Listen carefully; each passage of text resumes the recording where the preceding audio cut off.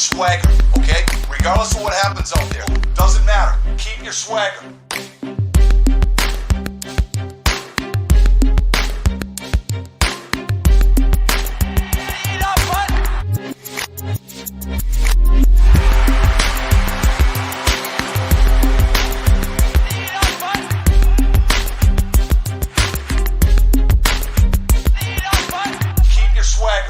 Hello, everybody. Welcome to the 5-Hole Fantasy Hockey Podcast. I'm your host today, TJ Branson. I'm flying solo. We got the weekend preview. We got the fantasy mailbag. If you guys want to check us out, we're on Twitter at FHFH Hockey. We're in the Fantasy Hockey Discord, and a couple of programming notes coming up. It just kind of snuck up on me. So we're almost done with the fantasy season. And, as we do every year, we take the playoffs off. Raj might throw some stuff together. So I'm going to get a bunch of guests together for the Dynasty series. Then we're just going to hop into our off-season content. But I just wanted to give everybody a heads up. And I'll do it, on most episodes going forward. But after the fantasy season, after regular season, we kind of just dig deep and watch hockey. And so we take those 6 weeks just to kind of recharge and get some things together for the offseason. So I just wanted to give everybody a heads up. We also got these fantasy hockey playoff pools coming in. Raja gets these things together for us in the offseason. And there's a 12-team points league. 3 centers, 3 defensemen, 2 left wing, 2 right wing. Pretty standard scoring. Goals are 4, yada, yada, yada. You can see it on our Twitter, but then there's also a pick'em where there's no drafts, there's no buy-in. You kind of just pick 20 players, build your playoff team, and then let it ride for the rest of the way. So you're trying to pick players that are going to make it the furthest, get that extra longevity. But the 12-team points league, that is something that you're setting your lineup every week. You're making pickups. So, go check out the Twitter, see what Raj has got in store for us. All right, let's get into the meat and potatoes of this actual episodes here. So we're going to start off with the storylines and the injuries. For me, the storylines starts off with Dennis Malgin on the top line in Colorado. Erod, Evan Rodriguez was one of our top picks for this week, but then he entered concussion protocol, which is where Dennis Malgin hops in almost immediately. You can flip everything that we said about Evan Rodriguez, you can now apply to Dennis Malgin. He's on the top line with Nathan McKinnon, Mikko Rantanen, and that would be the guy that I'm going to talk about him later on in the show because Colorado does have this Friday, Sunday that we really like for the off nights on this weekend. But Dennis Malgin is definitely the guy that we should be going for. I got Florida overtaking Pittsburgh for a wild card spot. They also have one extra game played at this point, so they can always get it back. But it's actually turning into kind of a gunfight here at the end, which is nice. And a lot of these teams are pushing, which is good for our fantasy players. There's been so many complaints coming from GMs who own Florida players, just, Ekblad this and Barkov that and, Sam Reinhart that. So with them pushing, I like their chances to put up a little bit more offense as it comes. Toronto, Florida on Thursday when this episode drops is going to be an excellent game. Money Puck has Florida favored right now, pretty heavy. There's another website called 538 that does a lot of good odds here, and they also favor Florida.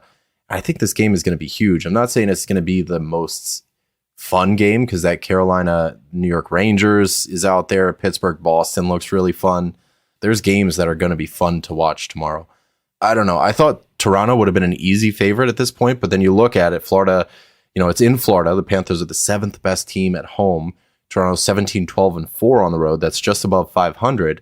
Toronto's 5-4-1 in their last 10, and Florida's 7-2-1 in their last 10. So I could see why, the odds makers are favoring Florida here. But I wanted to ask the guys how comfortable they were starting Bobs in this game.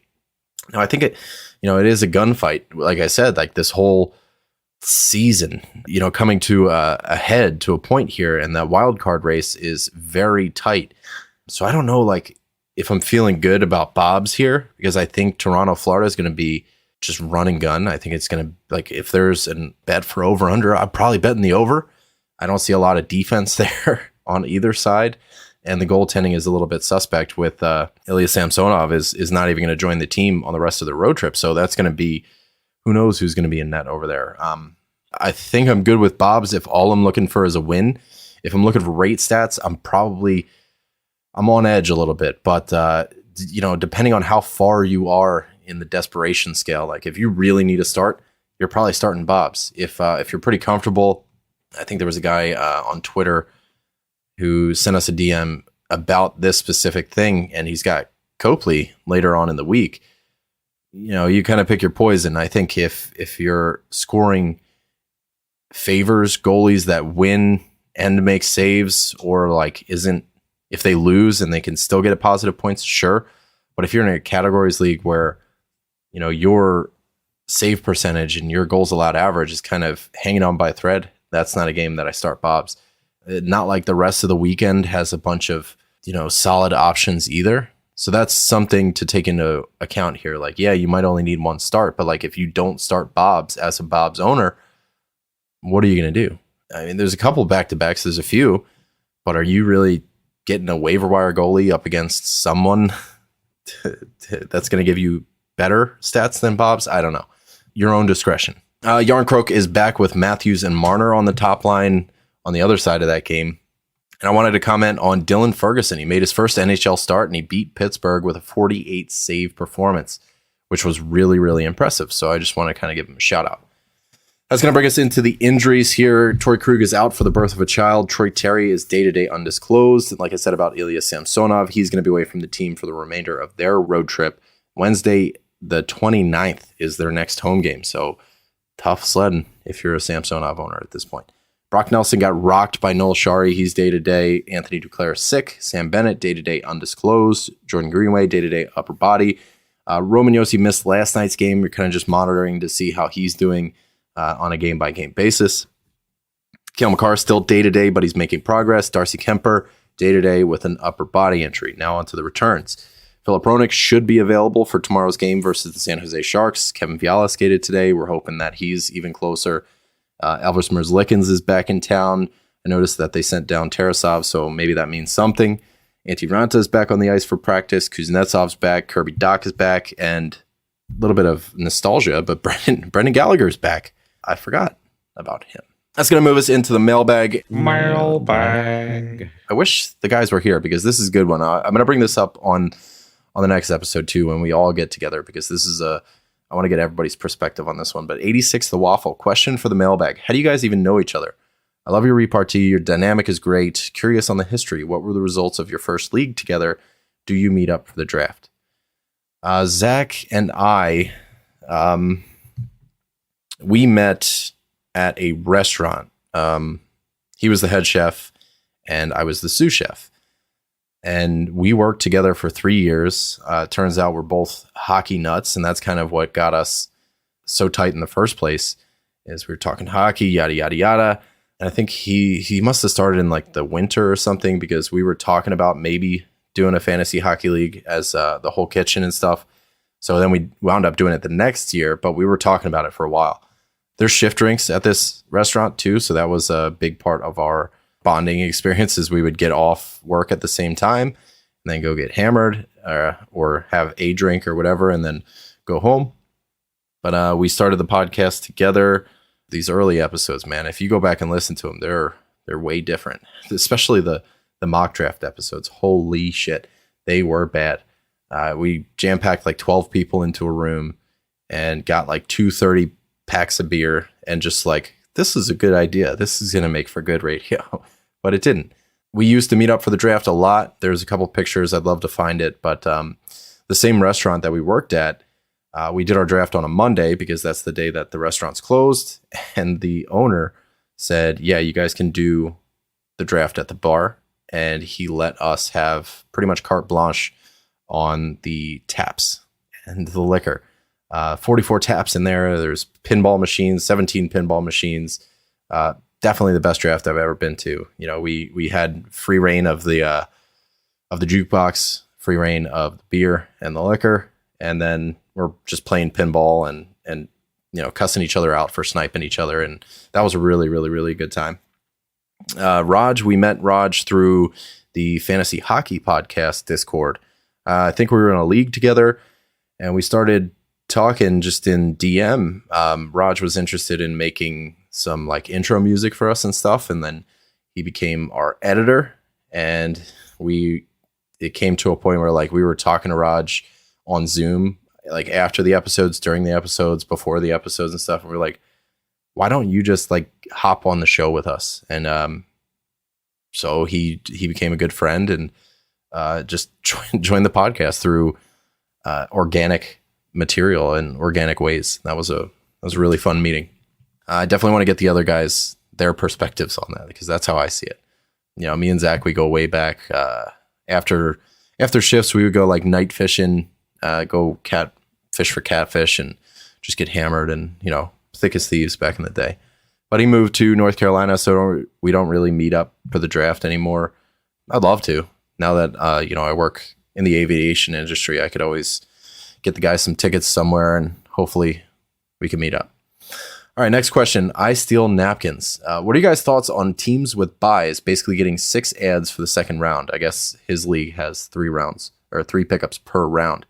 My opponent just loaded up on off-night players using his 3 ads on Sunday from round 1 and then basically could just counter any moves I made with his 3 ads for the week. It seems cheap for a team that already had the advantage of a bye, and our tiebreaker is higher seed wins. Basically makes it impossible to lose games played if you have 6 ads, and seems like too much of an advantage. And with this actually spurred a conversation where I agree with most of the dissent that came from this. There's a reason you want to win first place in the league, is to get this buy, to get those 3 extra ads, to earn it, right? So I don't think it's cheap. I don't think it's cheating. I don't think it's unfair or anything. Like, there's a reason you want to be the best. You don't just want to make the playoffs. You want to get the buy, because number one, don't have to fight during that first week. You're all that much closer to the championship, and you get the bye with those 3 extra ads or 4 extra ads, wherever you are, and you can prep, which is huge advantage. So, you know, pedal to the metal all season long, and it pays off for all 1 week. You know, that's your payoff, is the 1 week bye. That is 100%, like that's the President's Trophy, right? And it happens on either side of the divisions or first and second place, however you guys split it up. But yeah, 100%, I am on board with teams being able to make ads during their bye week, because I believe that they earned it, and that is the incentive behind going for the bye.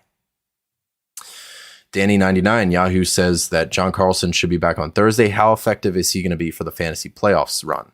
This one could go any which way. John Carlson is maybe the highest impact player that could be on your waiver wire.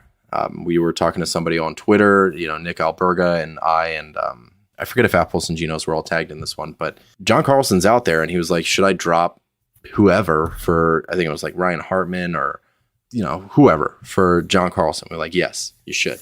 It's like, well, I don't know if I want to. You know, it's my 1 ad left for the season.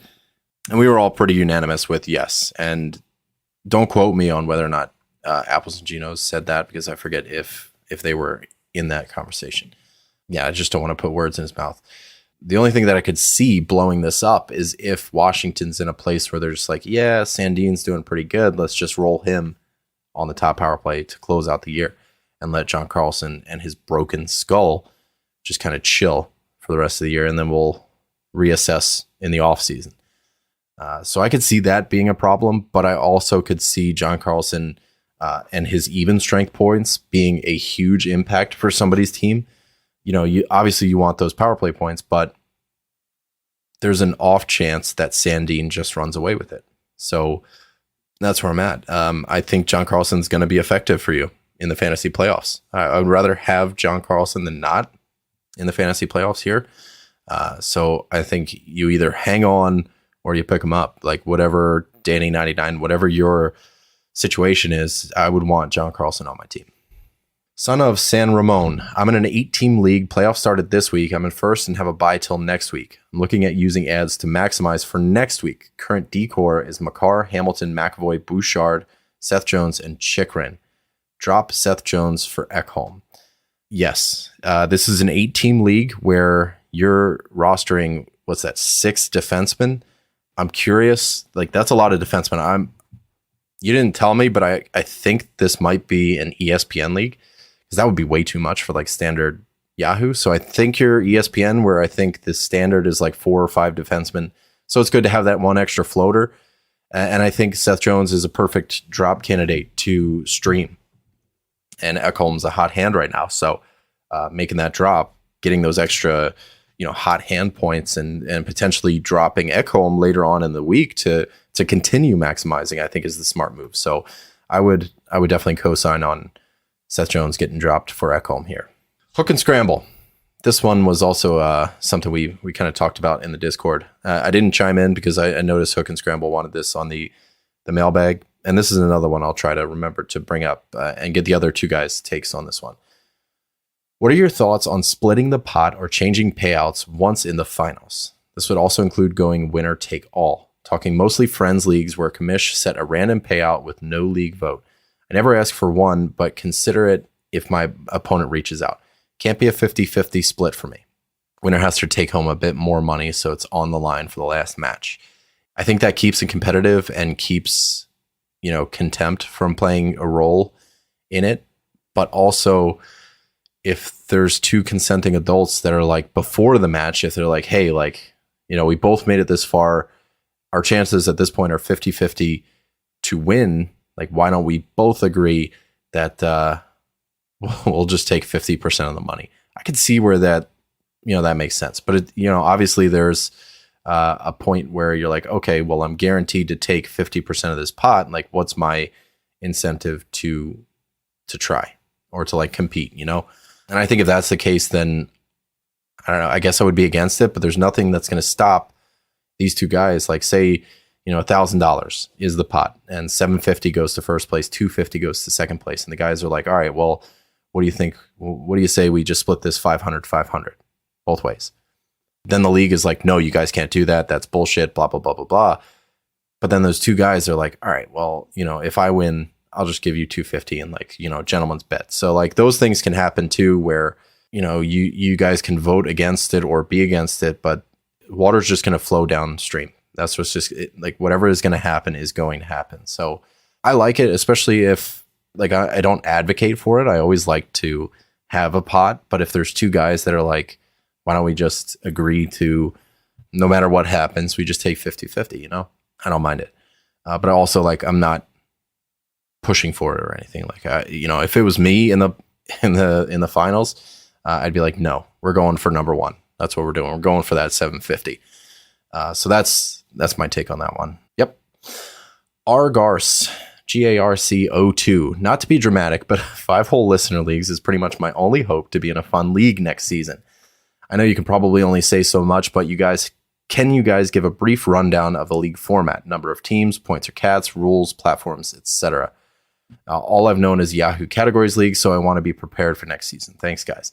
Our league is different from most podcasts, listener leagues, where we switch points and cats every single year. So this year we did points. Next year we're going to do cats, and it is a tiered system, the same way old time hockey and the Cupful, those both run. It's a tiered system. So I did terribly this year. So I'll be dropping down to tier 2. But going into next year, it's 12-team leagues. We don't know, we're on the fence about Yahoo or Fantrax at this point. I'm personally leaning Yahoo just because Fantrax, yes, it's customizable. Yes, it's a fantasy hockey guy's wet dream and all that, but it's almost too complicated for redraft. It's perfect for dynasty, for keepers, that kind of thing. But for a simple redraft, having to jump through hoops about, I can only add to bench and, sorting the waiver wire. And there's guys that are 16 years old that are on the waiver wire. I don't know if it's streamlined for redraft. And I'm sure there's settings that I can switch and this, that, and the other thing, but I don't feel like getting a doctorate just so I know how to work Fantrax for a redraft league. Sure, long term, I'll go for dynasty and whatever. I'll learn it, but not for redraft. But what we like to do is, I just went on a tangent. Okay, so if we do Yahoo, we're going to do Fantrax as our draft platform. And I say that because Fantrax will let us do slow drafts, which are 8-hour windows because people live all across the world. People live all across the United States, North America, and people have different schedules. So we like to do 8-hour, I think it was 8-hour runs where you can make your pick in any of those 8 hours. And there's a sleep, I think, between North America's like Eastern time zone. I think it was like midnight and 6 a.m. or something. Yeah, we're going to do cats next year because we want to find out who the actual best fantasy player is. Like, yeah, you can be the best points player, but how do you do in cats? So we want to find out like, who the actual best fantasy hockey manager is. Somebody might be really good at cats, but is ass at points. So we want to find out who's good at both. So that's why we flip back and forth every year. So next year is going to be cats leagues. It's going to be pretty standard. We don't do plus minus, but we do goals, assists, power play points, shots, hits, blocks. I'm on the fence about PIMs. But then our goalies are win, save percentage. So it's pretty quality and quantity for goalies. But there's plenty of time for us to like hash it out and fine tune it. But Argars, you are more than welcome to join. What's nice about ours is you join the Patreon and you get into the listener leagues, and all of the money that is considered profit goes straight to Mental Health America. We donate every cent that we could take home. So we're just doing it for fun, and at the end of the year, we just take all the profit and donate it. So it's going to a good cause. It's good fun. They're good people, absolutely good people. Hit us up over the summer. All right, weekend preview. That's it for the mailbag. So we're going to move into the preview segment of the show. The best schedules. We're just going to go right back to Colorado and Arizona. And I talked about Dennis Malgin, center right wing, 17% on the 22nd. So on Wednesday, Dennis Malgin is 17% rostered. It's probably going to be different in the morning. It'll probably go up because people are starting to catch on. I would definitely be looking at him. He's top line in Colorado. I mean, like what other reason do you need? McKinnon and Rantanen, he's not necessarily on the top power play, but he's getting second power play time. So it's not nothing, but it's not the best. If you're looking for top power play exposure, that's your JT Compher, your Bowen Byram.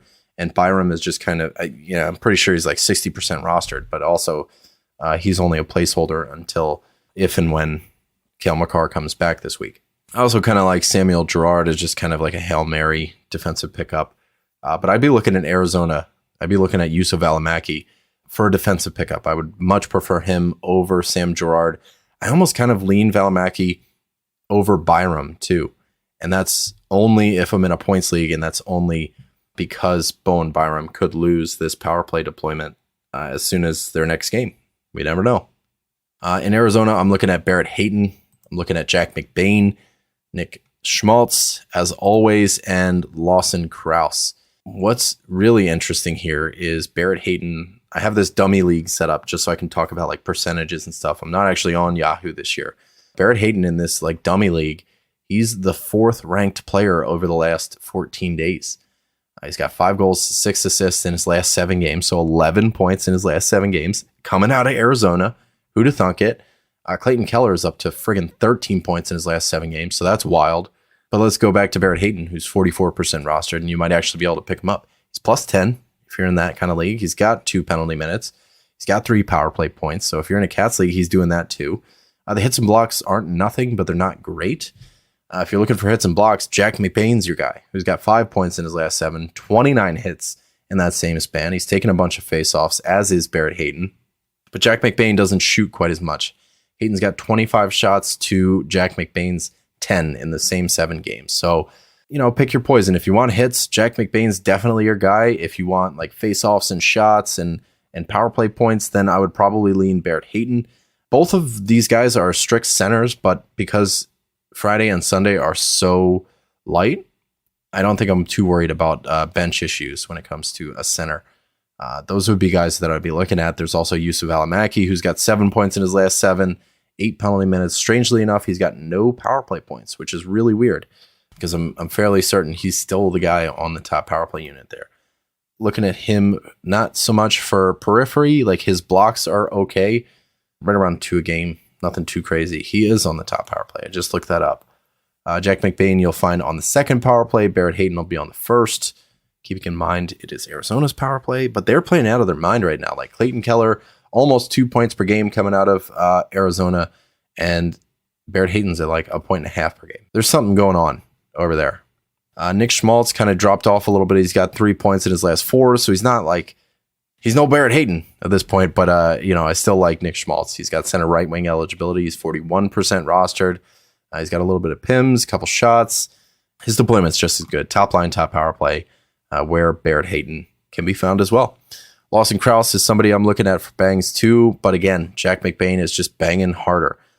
29 hits for McBain, 17 hits for Lawson Krause. Krause has got this left wing, right wing eligibility, so again, pick your poison.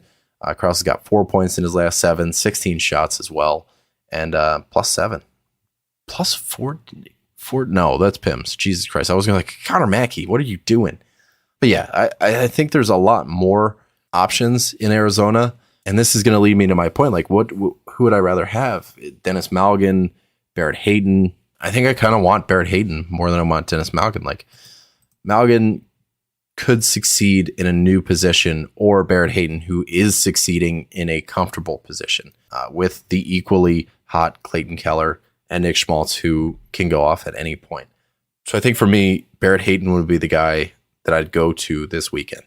And then actually, I'd probably go Jack McBain next, and then Dennis Malgin. That would be how I'd do it. And if I need D, it'd be Valimaki, then Byram if he's available, then Gerard. And even J.J. Moser's starting to poke his head back out, but not too far. He only got 2 points in his last 7, but he is blocking. He's hitting. So those are the best schedules, and for me, the best streamer suggestions of the weekend. I'm looking at the other teams now who have 3 games left, but the problem is that they fall on 2 heavy nights, Thursday and Saturday. And that's Boston, Toronto, St. Louis, Carolina, Vancouver, Nashville, Chicago. Boston, the only one I had from here is a just go check on Jake DeBrusk, who's 70% rostered. So 1 out of every 3 leagues, he's out there, which is wild. He's top line, top power play in Boston.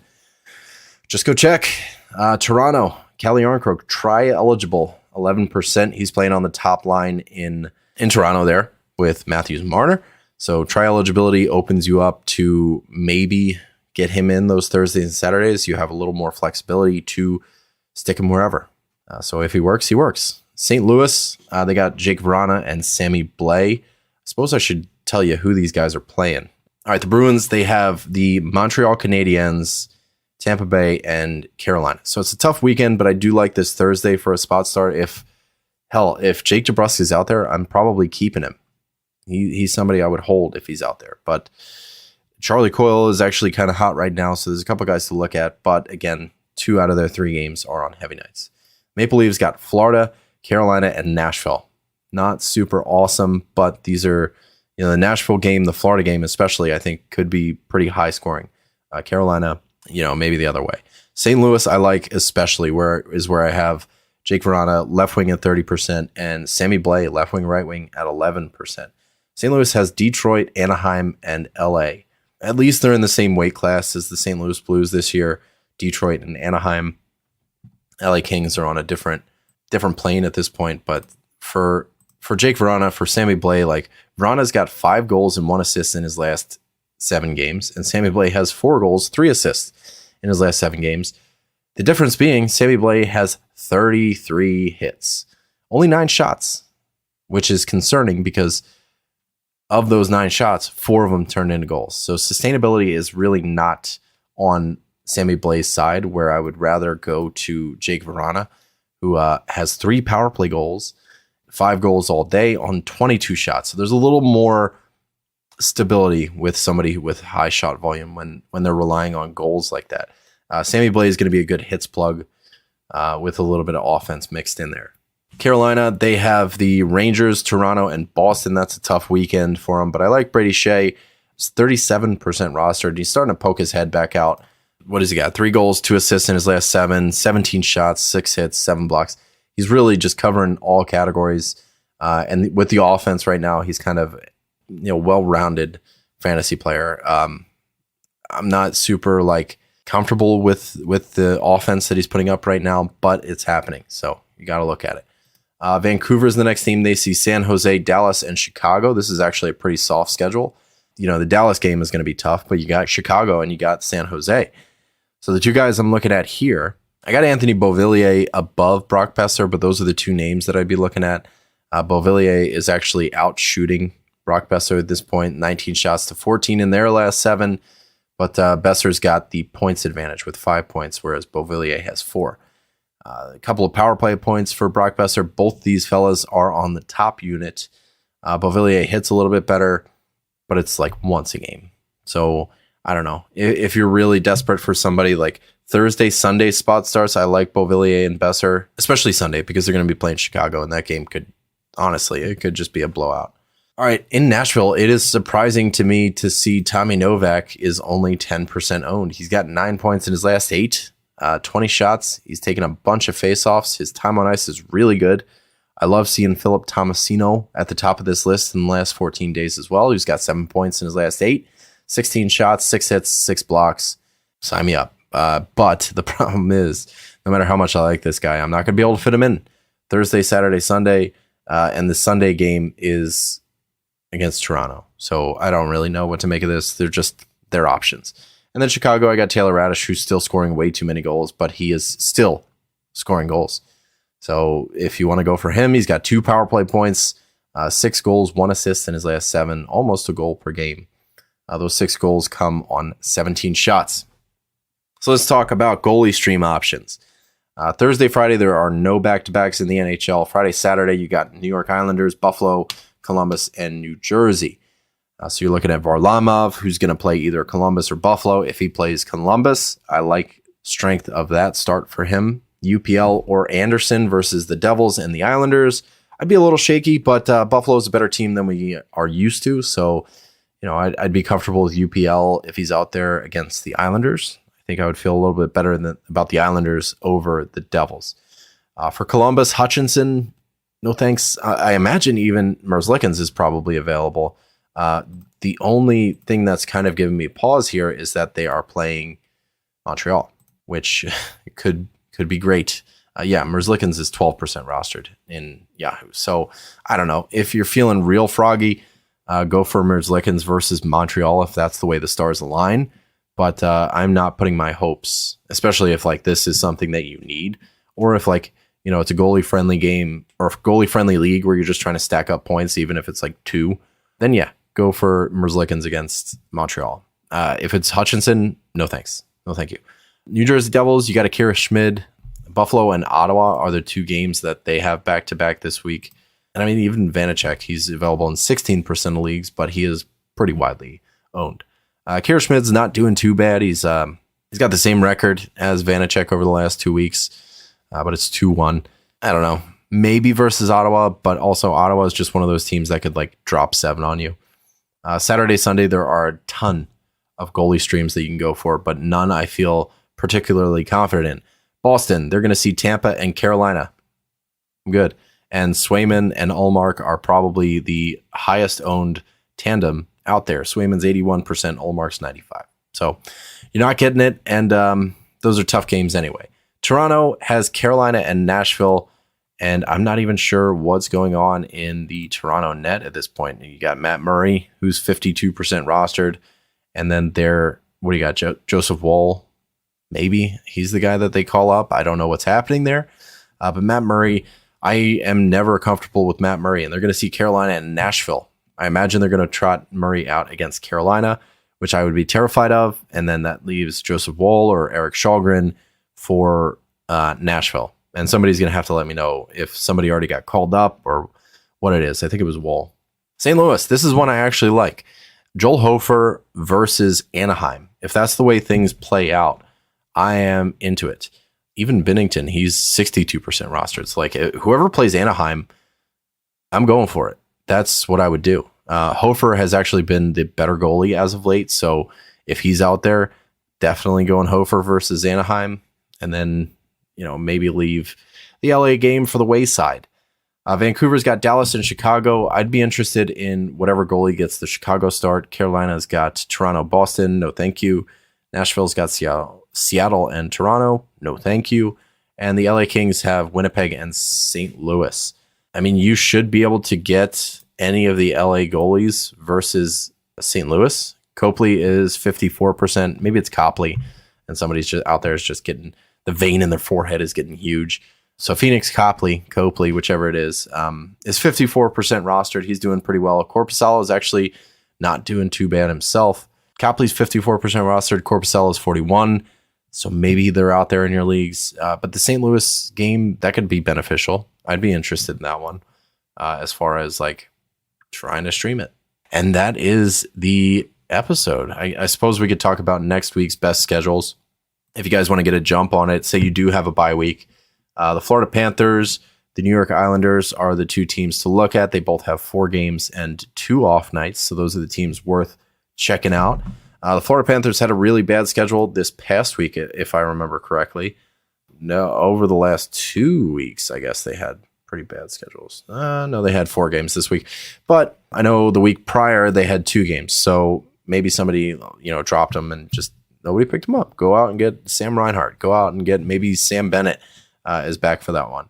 Eetu Lewis-Drainen. Maybe there might be somebody out there. And what's nice is both of these teams that's the Panthers and the Islanders. They're both Monday, Wednesday off nights. And then the rest of their schedule is heavy nights. Like the Islanders would have 3 off nights, but Sunday has 9 games. So it's technically not an off night. Like with that Florida and the Islanders, then you could look at the New York Rangers or Detroit because they have Friday games. And then the Dallas Stars, Calgary Flames, Winnipeg Jets, Buffalo Sabres, and Vancouver Canucks also have that Thursday game, as well as the Arizona Coyotes. So, there's a little bit of Friday streaming that did I say Thursday? I meant Friday. But those are the teams that are playing on Friday. And then there's just a bunch going on Sunday, but it's 9 games. So there's a little bit of flexibility. Like you're right on that cusp. Like 8 is where I less than or equal to 8 is what I consider an off night, but 9, there's a good chance you got an open spot on your bench. So we're going to be talking about that in the week preview. But that's all I got for you tonight. I hope you guys enjoyed it. If you guys are digging it, you can hop in the Discord, let us know, or you can leave a 5-star review on iTunes. That'd be friggin' rad. We like reading stuff. The Hockey Gods, you left a review for us. That was our most recent review. So thank you, bud. Wanted to give you a shout out for that one. And that's all I got. So we'll catch you for the week preview. And don't forget, we got those playoff pools coming up. If you guys want in, join the Discord. There's a channel for the playoff pools where you can just say, hey, sign me up for this one, sign me up for that one, sign me up for both. There is no restriction on how many people we can have. So we're just going to keep making leagues and stuff. So feel free to join. It'd be cool. And I think you're going to like the Discord. So love you guys. Bye.